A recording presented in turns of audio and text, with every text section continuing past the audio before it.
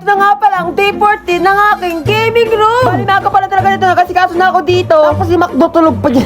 Bali kasi wala naman na talagang gagawin dito para sa kwarto ko. Kulang na talaga dito mga iba kong gamit, hindi ko pa nalilipat dito. Bali hindi ko pa kasi nakasikaso dito yung mga pre-sample ko na halos isang sako talaga dito. Kaya naman ginawa ko talaga dito, kinuha ko muna talaga sa kabilang kwarto. Para na naman bukod ko dito yung mga gamit ko, tapos mga hindi ko nagagamit. Yung iba kasi dito marami talaga mga karton, tapos yung iba naman tayo pwede natapon, yung iba naman bakinabangan pa. Alaka din kasi yung space na masakop nito kung hindi talaga siya makukuha yung ibang nang hindi man na nagagamit. Kaya sabi ko talaga dito, pabubukol-bukol ko na talaga dito yung ibang mga gamit, hindi ko pa talaga nagagamit. Bali, abang naglilipat ka pala ako dito mga iba kong mga gamit. Diyos ko, pili ko tuloy nakastorbo ko yung sa dalawang doon nakatulog. Nagising ba naman sila dalawa habang tulog? Bali, bago pa naman kasi dito kami matulog. Sabi naman ako sa kanila maaga ako magigising dito kasi nga magbablog pa ako. Bali, pang 2 days na rin kasi nila dito sa bahay. Tapos mamaya't maya nga na pala, uuwi na rin kasi talaga sila. Tapos dito yung pangalan ko talaga tinuwa na pala, hindi ko talaga alam kung saan talaga lalagay ito. Bali, tinanggal ko na rin dito yung pandikit kasi nga sabi ko dito, mawawala talaga yung pandikit nun. Bali, nakabili na ako dito yung bagong adhesive, kaya pag dinikit ko siya, ready na ako. Tapos hindi ko pa nga pala dito kakabit itong Cat 6 na to, na para dito sa computer ko. Kasi para pa naman kasi kapag hindi talaga kakabit, tapos pag nagla-live talaga ako dito, palagi talaga ako naglalag. Pag magla-live talaga ako sa ML, kailangan ko talaga nito para hindi talaga ako maglag nito. Bali, kailangan ko para dito butasan tong sulok nito kasi para dito manusok ko nga pala ditong wire. Pero puti na talaga dito meron ako ditong parena na papabutas ko. Di ba? Galing ng pre-sample tapos hindi ko man na talaga na-promote. Grabe ngayon, nakokonsensya nga ako kasi para naman kasi palagi na lang ako natanggap ng pre-sample tapos di ko na-promote. Kasi para naman kasi nung dumating ng oras na to, sobrang busy ko rin talaga. Tapos nagsabay-sabay pa sila magdatingan. Kaya nung time talaga hindi ko talaga ako nang unahin ko i-promote sa kanila. Siguro halos 50 na products, 50 pataas sa products talaga hindi ko na-promote. Kaya sabi ko talaga sa sarili ko, hindi ko talaga alam kung kailan ko talaga mapromote yung mga product na yung nakuha ko mga pre-sample eh. Bali ko nga pala na Cat 6 dito, nilagay ko na nga naman sa gilid kasi nga para naman kasi para talaga siya makita. Pero nakakainis kasi para naman ako sa pagtanggal ko na wala dito yung pandikit niya yung ano sa gilid. Bali may nga pala talaga dito, uwi na nga pala sila Macdo kaya talaga sinusuri niya na rin talaga dito. So guys, ako talaga sabi sa inyo sobrang bait talaga nito ni Macdo. Alam niyo yung tipo na kakakain yun, tapos bigla mag-order ng pagkain tapos hindi namin mauubos. Tapos Diyos ko, mayat na order ng milk tea. Wala talaga siya sa pag-iinom talaga ng milk tea. Kaya sabi ko talaga dito magdalaro muna ako ng ML dito kasi para naman ako kasi yung alas ng linggo talaga ako kapag